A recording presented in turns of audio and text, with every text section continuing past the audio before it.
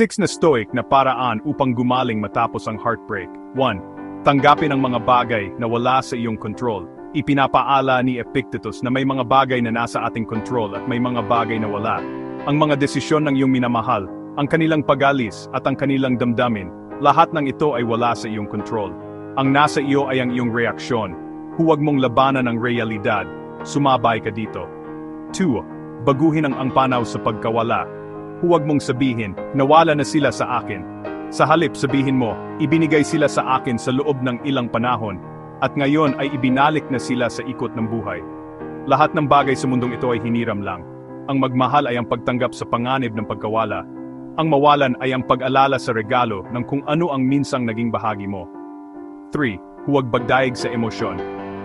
Normal ang sakit, ngunit ang paghihirap ay pinatatagal ng paghuhusga. Sinasabi ng iyong puso, hindi ako mabubuhay nang wala sila. Ang stoic ay sumasagot, nabuhay ako bago sila, mabubuhay ako pagkatapos nila. Damhin ang hapdi, ngunit huwag mo itong pakainin ng mga ilusyon. 4. Gawing disiplina ang sakit, maaring lunurin ka ng sakit sa kahinaan o maari ka nitong patatagin. Gamitin ang pagiging mag-isa upang hasain ang iyong sarili, magbasa, mag-ensayo, magtrabaho, at lumago.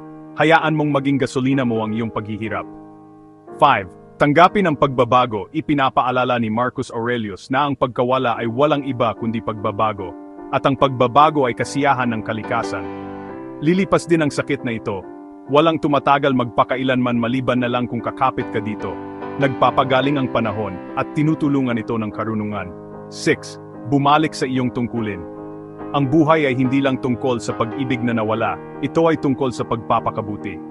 Ang mundo ay nangangailangan pa rin ng iyong tapang, lakas at presensya. Gampanan mo ang iyong tungkulin bilang isang tao, isang anak, isang kapatid, at tagapagbuo ng isang bagay na mas dakila.